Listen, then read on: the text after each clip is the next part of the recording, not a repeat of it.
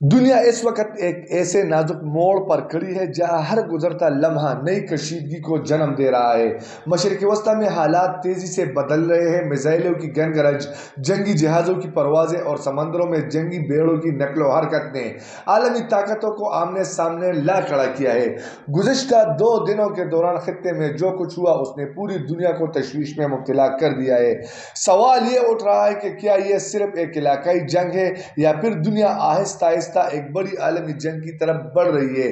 میں ہوں محمد اسد اور آپ دیکھ رہے ہیں انسائیڈ پاکستان۔ ناظرین اکرام، گزشتہ 2 روز کے دوران ایران اور اسرائیل کے درمیان کشیدگی خطرناک حد تک بڑھ گئی ہے۔ اسرائیل کے بڑے شہر تل ابیب پر متعدد میزائل حملوں کی اطلاعات سامنے آئی ہے۔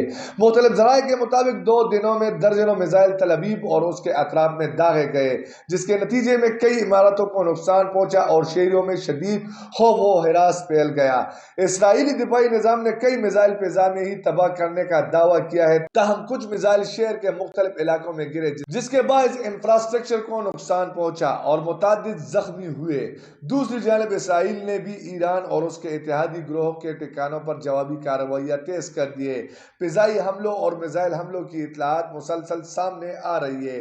اس کشیدگی نے پورے مشرق وسطیٰ کو جنگ کے دہانے پر لا کھڑا کیا ہے۔ ادھر خلیج کے سمندری علاقوں میں بھی صورتحال کشیدہ ہو چکی ہے۔ اطلاعات کے مطابق امریکی بحری بیڑے کو بھی خطرات کا سامنا کرنا پڑ رہا ہے۔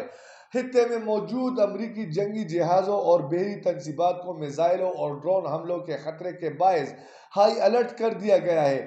بعض اطلاعات میں یہ بھی بتایا گیا کہ ایک امریکی جنگی جہاز کو نشانہ بنانے کی کوشش کی گئی، جس کے بعد امریکی بحریہ نے اپنے دفاعی نظام کو مزید فعال کر دیا۔ اسی دوران ایک اور اہم خبر سامنے آئی جس نے خطے کی کشیدگی کو مزید بڑھا دیا۔ خلیجی پانیوں میں ایک بھارتی بحری جہاز کو بھی نشانہ بنائے جانے کی اطلاعات گردش کر رہی ہے۔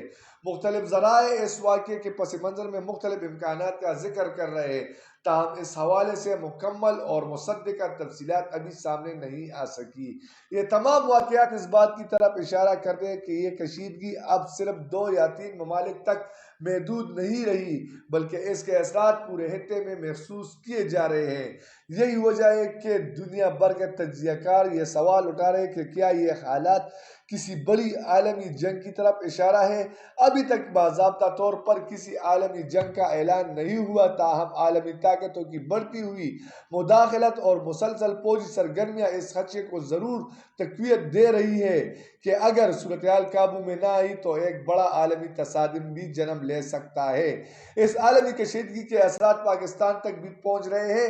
گزشتہ شب پاکستان میں اچانک تیل کی قیمتوں میں اضافہ کر دیا گیا، جس کے بعد عوامی حلقوں میں شدید تشویش پائی جاتی ہے۔ پہلے ہی مہنگائی کی وجہ سے عوام شدید مشکلات کا شکار ہے اور اب تیل مہنگا ہونے سے ٹرانسپورٹ، اشیائی خورد و نوش اور روزمرہ استعمال کی چیزوں کی قیمتوں میں مزید اضافہ ہونے کا خدشہ پیدا ہو گیا ہے۔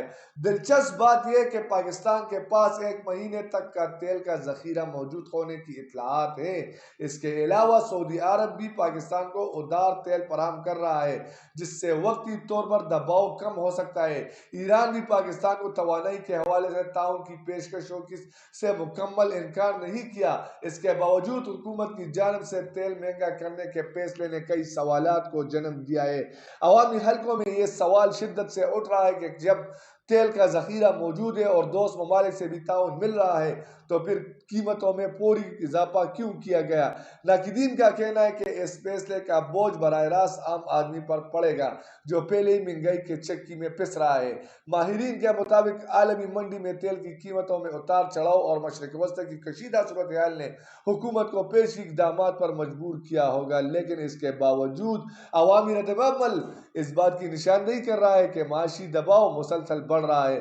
مشرق وسطیٰ کی جنگی صورتحال اور پاکستان کے اندر معاشی فیصلوں کے درمیان ایک واضح تعلق نظر آتا ہے۔ اگر خطے خطے میں جنگ پھیلتی ہے تو اس کے اثرات عالمی معیشت اور توانائی کی قیمتوں پر بھی مرتب ہوں گے، جس کا براہ راست اثر پاکستان جیسے ممالک پر پڑ سکتا ہے۔